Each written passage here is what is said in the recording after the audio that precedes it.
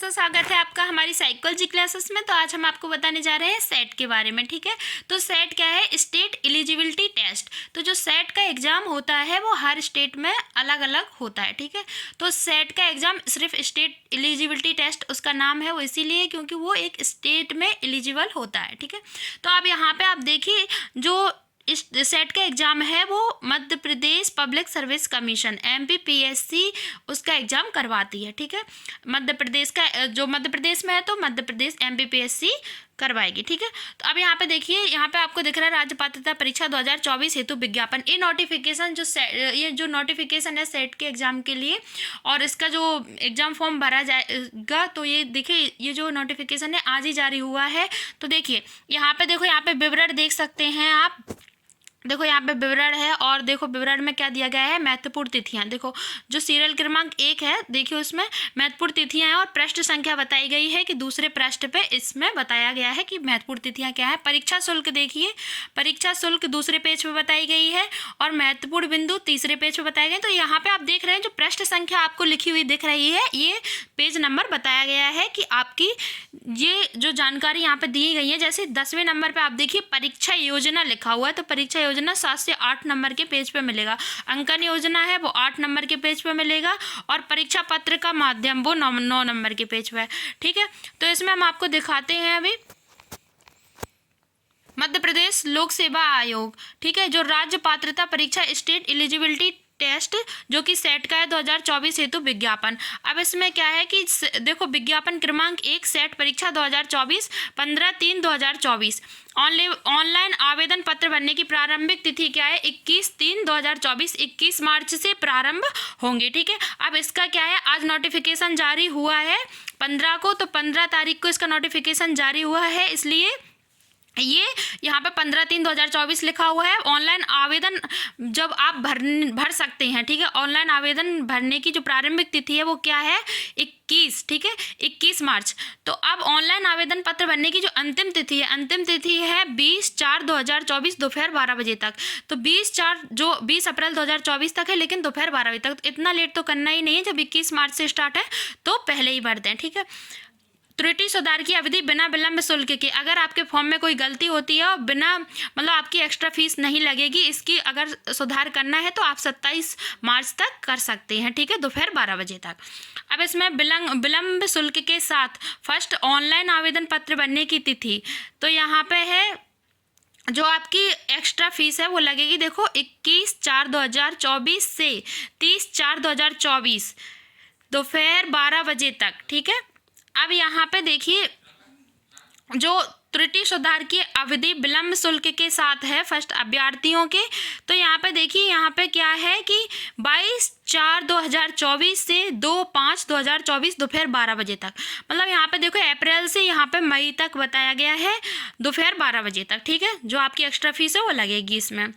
अब यहाँ पे क्या है, देखो यहाँ पे फिर बताया गया है विलंब शुल्क के साथ सेकंड ऑनलाइन आवेदन पत्र भरने की तिथि। तो यहाँ पे 1/5/2024 से मतलब 1 मई 2024 से परीक्षा तिथि के 10 दिन पूर्व दोपहर 12 बजे तक। ठीक है, अब यहाँ पे जो नेक्स्ट है वो है त्रुटि सुधार की अवधि विलंब शुल्क सेकंड के अभ्यर्थियों हेतु।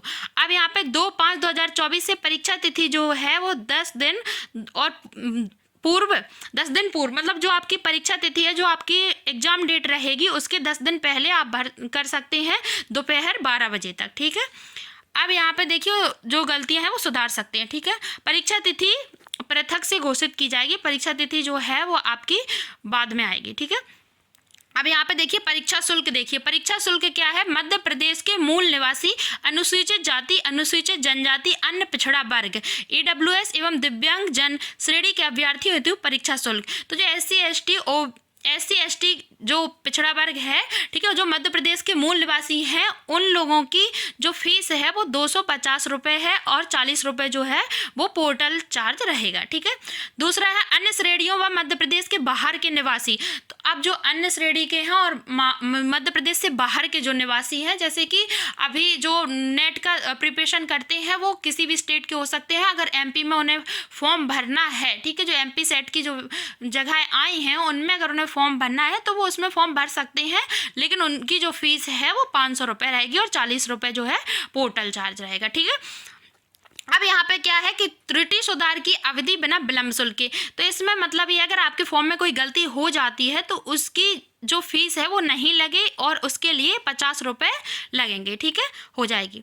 अब देखिए विलंब शुल्क के साथ प्रथम चरण, अब जैसे कुछ लोगों के साथ एक्स्ट्रा फीस लगती है जो कि जैसे कि जो डेट होती है, डेट से लास्ट डेट के बाद जो काम करवाएंगे उनके लिए है एक्स्ट्रा शुल्क। तो विलंब शुल्क फर्स्ट के साथ ऑनलाइन आवेदन पत्र भरने की तिथि तक 3000 रुपये, ठीक है, 3000 रुपये लगेगी उनकी फीस, 40 रुपये पोर्टल शुल्क अतिरिक्त देय होगा। त्रुटि सुधार की अवधि विलंब शुल्क 50 रुपये प्रति सत्र, ठीक है। अब विलंब शुल्क के साथ द्वितीय चरण, विलंब शुल्क सेकंड के साथ ऑनलाइन आवेदन पत्र भरने की तिथि तक, अब ऑनलाइन आवेदन पत्र भरने की तिथि तक कितना है आपका 25,000 रुपये, ठीक है, और 40 रुपये पोर्टल चार्ज, ठीक है।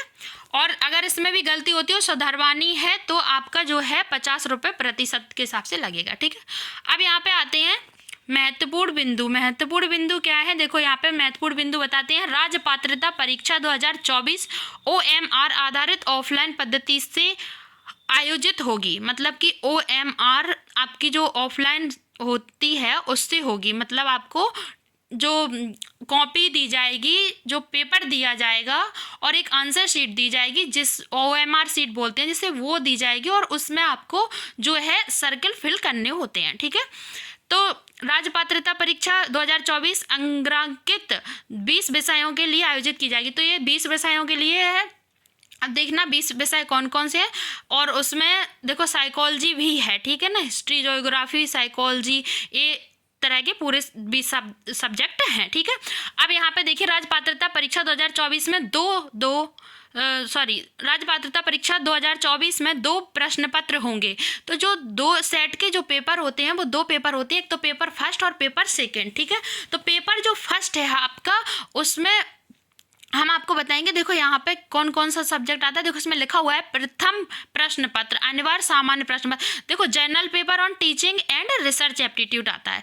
तो देखो अब इसमें क्या है कि 2 पेपर होते हैं, एक तो आपका ये जनरल पेपर एंड टीचिंग और रिसर्च एप्टीट्यूड का होगा, और जो दूसरा पेपर है वो आपका जो है आपका जो सब्जेक्ट है, ठीक है ना, जिसको आप चयनित करते हो वो सब्जेक्ट रहेगा। जैसे सेकंड पेपर आपकी जो मास्टर डिग्री है आपकी जैसे साइकोलॉजी की है, तो आप साइकोलॉजी से जब जो आपका दूसरा पेपर होगा वो साइकोलॉजी का होगा, आप साइकोलॉजी से भरोगे, ठीक है।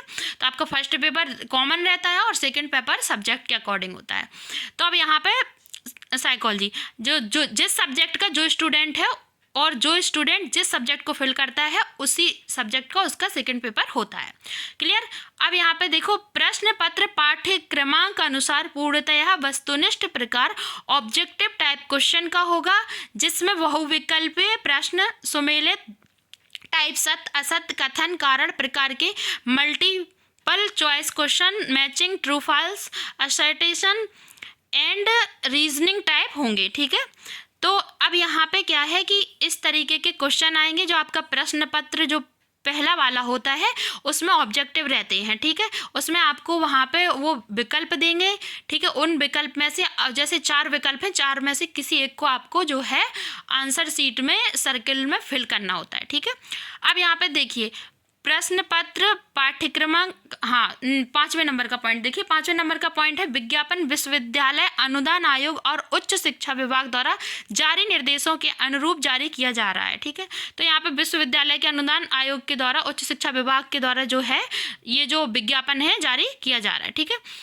विज्ञापन की समस्त शर्तें एवं नियम समस्त अभ्यर्थियों के लिए अनिवार्य है। तो ये जो विज्ञापन है इसकी जो नियम और शर्तें हैं वो सभी स्टूडेंट के लिए कंपलसरी हैं, ठीक है। राज्य पात्रता परीक्षा 2024 की परीक्षा प्रणाली में पुनः मूल्यांकन, पुनः गणना का कोई प्रावधान नहीं है। राज्य पात्रता परीक्षा 2024 में परीक्षा परिणाम घोषणा के पश्चात किसी प्रकार की अनुपूरक सूची, प्रतीक्षा सूची तैयार करने का कोई प्रावधान नहीं है, ठीक है।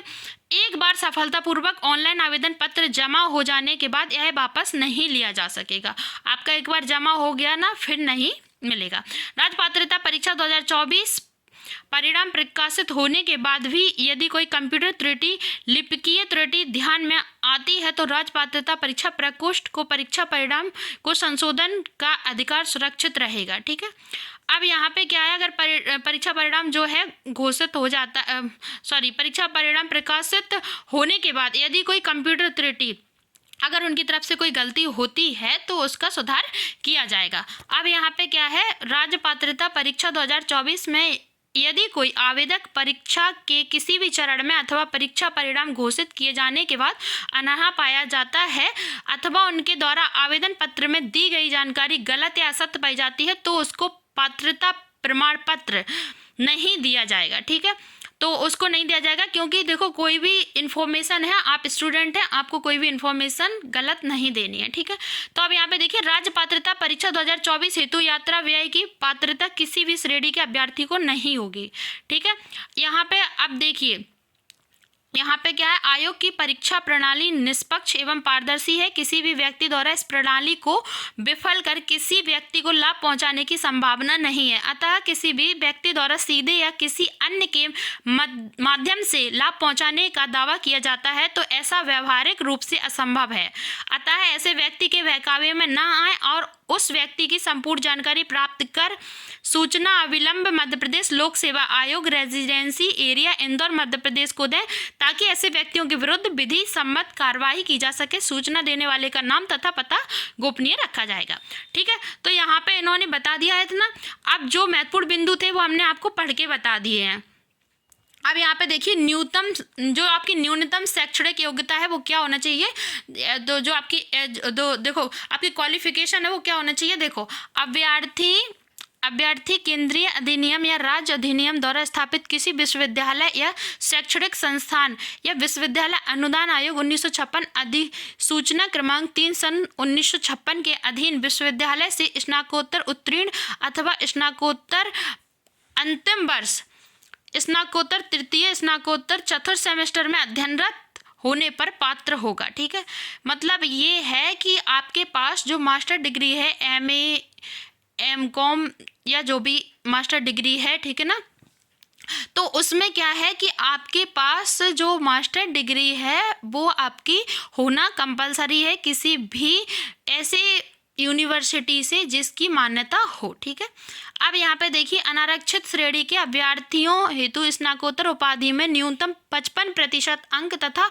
आरक्षित श्रेणी केवल मध्य प्रदेश के अनुसूचित जाति, अनुसूचित जनजाति, अन्य पिछड़ा वर्ग, क्रीमी लेयर को छोड़कर तथा दिव्यांग अभ्यर्थियों हेतु 50% अंक होना आवश्यक है। तो ये कह रहे हैं कि जो अनारक्षित विद्यार्थी हैं, ठीक है ना, उनके लिए जो आपकी मास्टर डिग्री है, जैसे मान लो MA है, तो MA में आपके जो टोटल परसेंटेज है, जो फर्स्ट सेकंड थर्ड फोर्थ चारों सेम की मिला के, ठीक है, फोर्थ सेमेस्टर तक की जो आपकी टोटल परसेंटेज है वो आपकी 55 होना चाहिए। ठीक है, 55% अंक। और आरक्षित श्रेणी, जो आरक्षित श्रेणी है वो केवल मध्य प्रदेश की अनुसूचित जाति के होना चाहिए, अनुसूचित जनजाति को या अन्य पिछड़ा वर्ग। ठीक है, क्रीमी लेयर को छोड़कर दिव्यांगजन है तो उनके लिए जो है उनकी MA में जैसे कोई भी मास्टर डिग्री हो उसमें उनकी परसेंटेज जो है 50% होना चाहिए। ठीक है, 50% अंक होना आवश्यक है।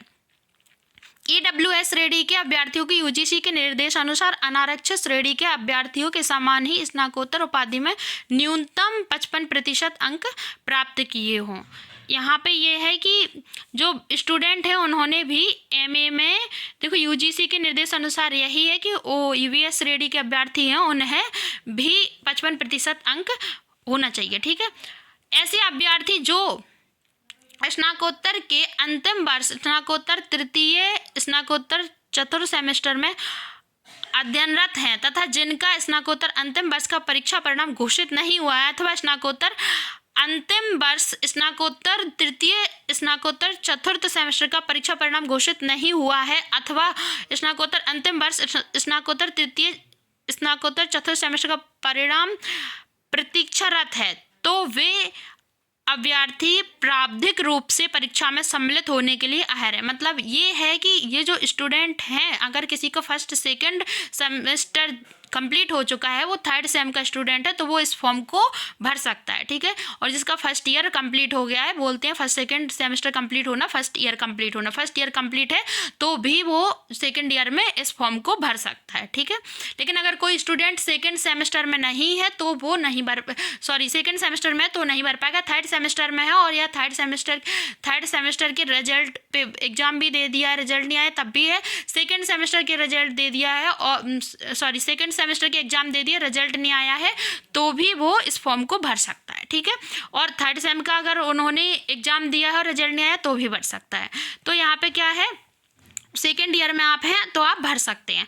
उक्त अभ्यर्थियों के परीक्षा में पात्र होने पर भी अर्हता प्रमाण पत्र तभी मान्य होगा जब राज्य पात्रता परीक्षा परिणाम घोषित होने के 2 वर्ष में अनारक्षित श्रेणी के अभ्यर्थियों हेतु स्नातकोत्तर उपाधि में न्यूनतम 55% अंक तथा आरक्षित श्रेणी के केवल मध्य प्रदेश के अनुसूचित जाति, अनुसूचित जनजाति, अन्य पिछड़ा वर्ग, क्रीमी लेयर को छोड़कर दिव्यांगजनों के 50% अंक अर्जित करते हैं। तो यहाँ पे वही है कि उक्त अभ्यर्थियों के परीक्षा में पात्र होने पर भी अर्हता प्रमाण पत्र तभी मान्य होगा, उनका जो प्रमाण पत्र है वो तभी मान्य होगा जब उनके 55% अंक होंगे और 50% दिव्यांग अभ्यर्थियों के, ठीक है। तो अब यहाँ पे दिव्यांग और देखो 55% तो कंपलसरी है, आपके होना ही चाहिए। और SC ST और SC ST के लिए ये है कि वो उनकी 50% भी होगी तब भी वो फॉर्म को जो है भर सकते हैं, ठीक है, फॉर्म को भर सकते हैं। अब देखना आप यहाँ पे,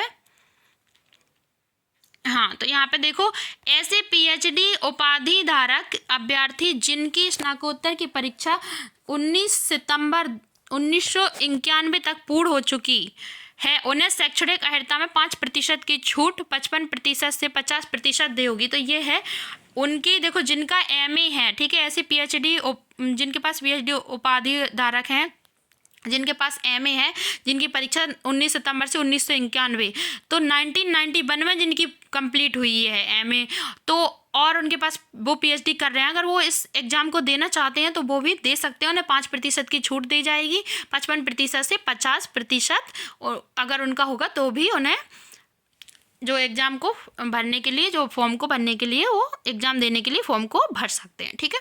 तो यहाँ पे क्या है, ऐसे अभ्यर्थियों की पात्रता परीक्षा में सम्मिलित होने के पात्र होंगे जिनके पास भारत के किसी भी विश्वविद्यालय से या विदेश की किसी भी विश्वविद्यालय संस्थान से स्नातकोत्तर डिप्लोमा या प्रमाण पत्र प्राप्त हो, किंतु उन्हें एसोसिएशन ऑफ इंडियन यूनिवर्सिटी नई दिल्ली से प्रमाण पत्र प्राप्त कर प्रकोष्ठ को प्रदान करना होगा कि उन्हें प्राप्त डिग्री या डिप्लोमा भारतीय विश्वविद्यालय द्वारा प्रदत्त स्नातकोत्तर उपाधि के समकक्ष है।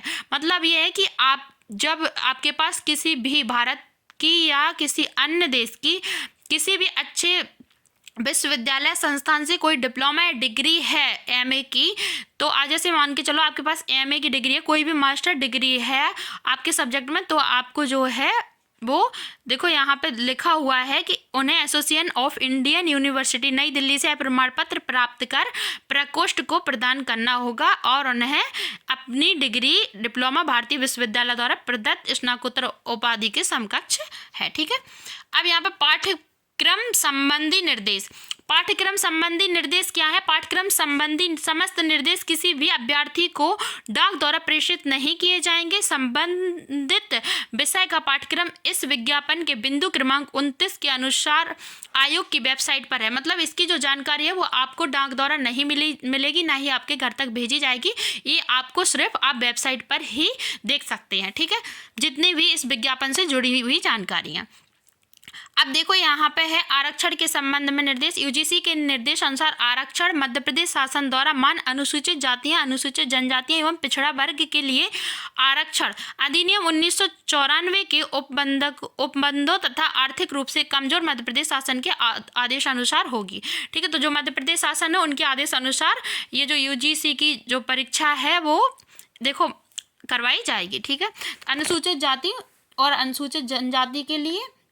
अब यहाँ पे देखो, यहाँ पे क्या है कि समस्त आरक्षण मध्य प्रदेश राज्य के संदर्भ में अतः अनुसूचित जाति, अनुसूचित जनजाति, अन्य पिछड़ा वर्ग, क्रीमी लेयर को छोड़कर महिला वर्ग, EWS व दिव्यांगजन, ठीक है ना, EWS देखो व दिव्यांगजन आवेदकों को दे छूट केवल मध्य प्रदेश के मूल निवासी को ही दे होगी, ठीक है ना।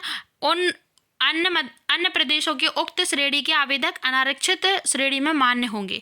मतलब ये है कि जो अन्य किसी भी प्रदेश के स्टूडेंट हैं वो अनारक्षित का मतलब है जिनके पास आरक्षण नहीं है, तो वो लोग जो हैं जो जनरल कैटेगरीज में रहेंगे, ठीक है ना, तो वो जो अदर स्टेट से भरेंगे तो उनका जो है अनारक्षित उससे फॉर्म भरा जाएगा, श्रेणी में माने जाएंगे, जनरल श्रेणी में माने जाएंगे, जनरल कैटेगरी में, ठीक है। तो उस हिसाब से उनकी फीस जो है सबमिट होगी।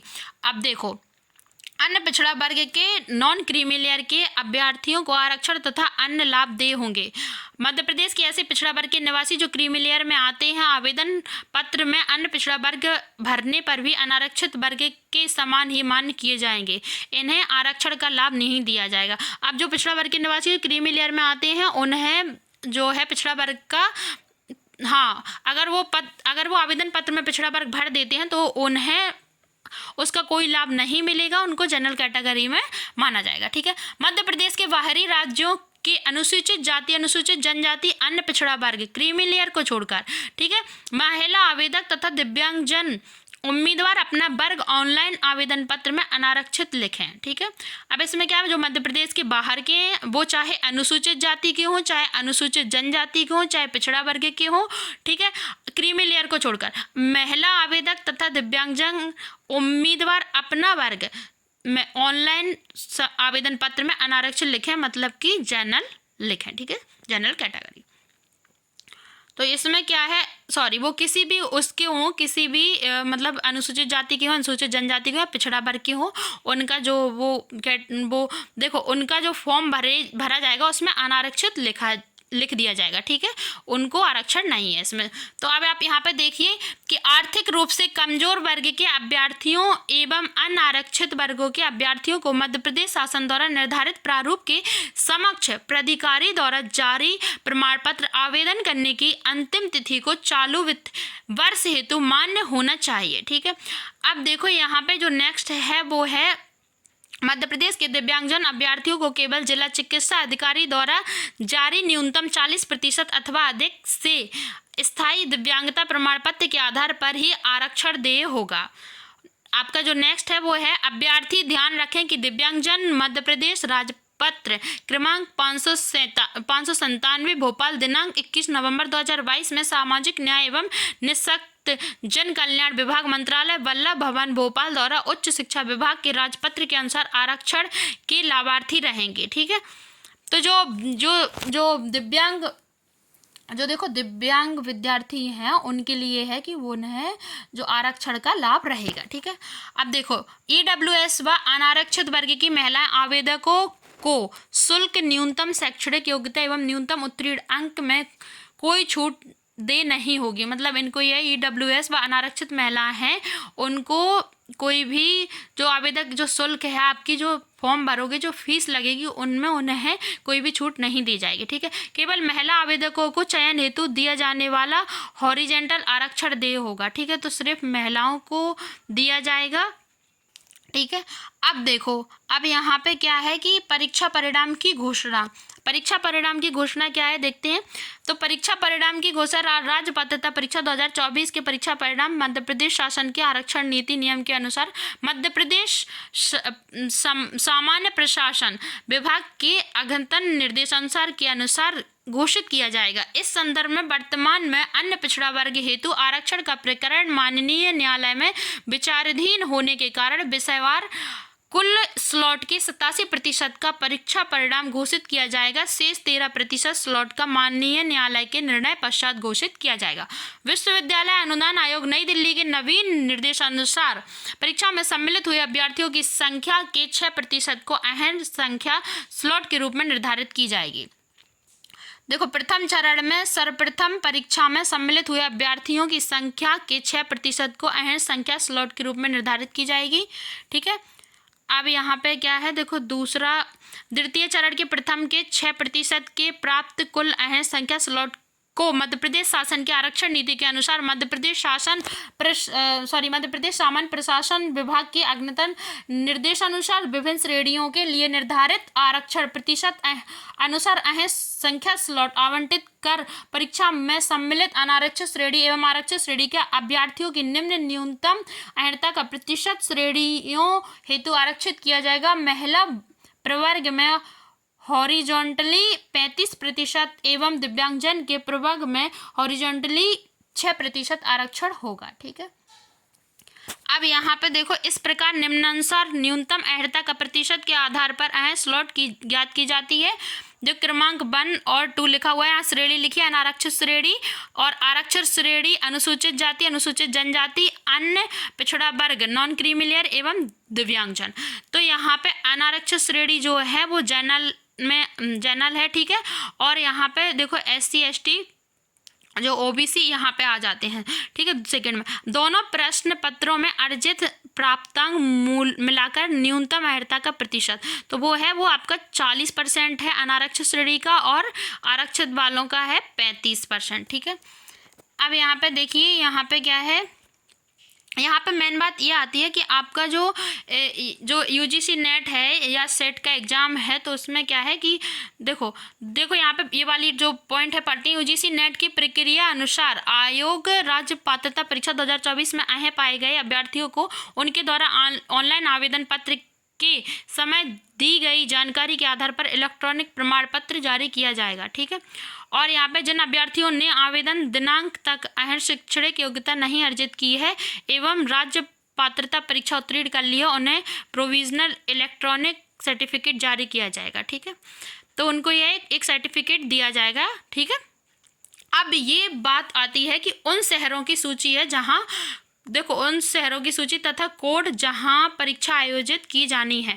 तो ये जो सेट का पेपर है वो किन किन शहरों में करवाया जाएगा। देखिए यहाँ पे देखो, यहाँ पे क्या है जो कोड है और शहर है। तो आपका जो शहर है वो देखो इंदौर, भोपाल, ग्वालियर, जबलपुर, रीवा, सतना, सागर, उज्जैन, नर्मदापुरम, शहडोल, खरगोन, रतलाम। ठीक है, तो आपके जो है 12 शहरों में कराई जाएगी। ठीक है, तो 12 सिटी हैं जहाँ पे ये जो एग्ज़ाम है वो करवाया जाएगा। ठीक है, अब यहाँ पे देखो यहाँ पे लिखा हुआ है किसी विषय में संभागीय परीक्षा केंद्रों पर अभ्यर्थियों की संख्या 100 से कम है तथा जिला स्तर पर परीक्षा केंद्र पर अभ्यर्थियों की संख्या 150 से कम है तो ऐसी स्थिति में इस विषय की परीक्षा अन्य शहर के केंद्र पर करवाई जाएगी। ठीक है, हाँ, तो अब यहाँ पे जो बता दिया है ना कि जो संभागीय परीक्षा केंद्र है वहाँ पे अगर 100 से कम है और जो जिला स्तर के केंद्र है वहाँ पे 150 से कम है, तब ऐसी कंडीशन में ये जो है दूसरे शहर में जो परीक्षा है वो करवा सकते हैं। ठीक है,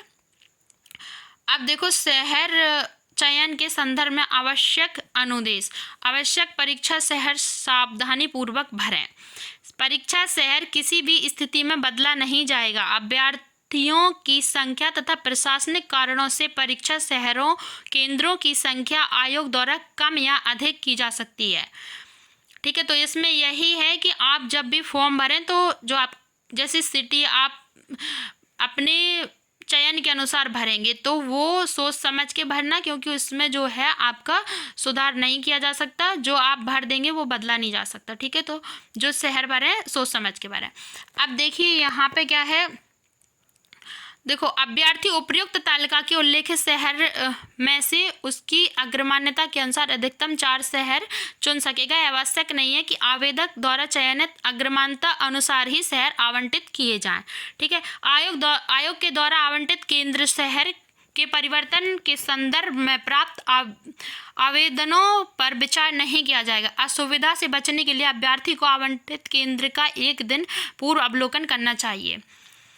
परीक्षा योजना, तो परीक्षा योजना यहाँ पे आपको बताएंगे कि जो एग्ज़ाम है वो देखो किस तरीके का आता है। देखो राज्य पात्रता परीक्षा 2024, तो ये 2024 की बात हो रही है सेट के एग्जाम की। राज्य पात्रता परीक्षा जिसको स्टेट एलिजिबिलिटी टेस्ट कहा जाता है। ठीक है, तो अब यहाँ पे देखो 2024 ऑफलाइन पद्धति से होगी। ये देखो ये ऑफलाइन होना है। ठीक है, ऑनलाइन नहीं है। तो ऑफलाइन में आपको क्या है, एक जो आंसर शीट दी जाती है। ठीक है, जिसको OMR सीट बोलते हैं, OMR सीट दी जाती है। वहाँ पे आपको क्या है कि जैसे एक सर्कल रहती है, सर्कल टाइप में ABCD, ठीक है, आपके 4 विकल्प रहेंगे, तो 4 विकल्प में क्या है उसमें ABCD लिखा होगा, उनके सर्कल बनी हुई होंगी, उन सर्कल को आपको फिल करना होता है, ठीक है।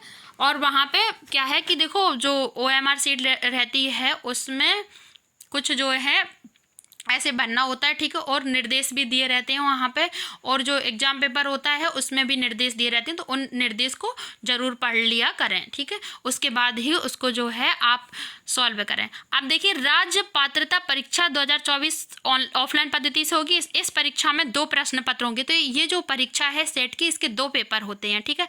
दोनों ही प्रश्न पत्र पाठ्यक्रमानुसार पूर्णतः वस्तुनिष्ठ ऑब्जेक्टिव टाइप पद्धति के होंगे। जो दोनों पेपर हैं वो आपके ऑब्जेक्टिव टाइप रहेंगे, ठीक है। तो क्या होता है कि ऐसे जैसे जो आपका पहला एग्जाम है उसके लिए आपको 1 घंटे का समय दिया जाता है, ठीक है, और जो आपका दूसरा एग्जाम है उसके लिए आपको 2 घंटे का समय दिया जाता है। दूसरा जो एग्जाम है वो आपके सब्जेक्ट के अकॉर्डिंग जो है आपका दिया जाता है, ठीक है। जैसे अगर किसी का मास्टर साइकोलॉजी से तो साइकोलॉजी में रहेगा, किसी का अगर जो MA है, ठीक है, MA अगर किसी का ज्योग्राफी से है तो उसका ज्योग्राफी रहेगा।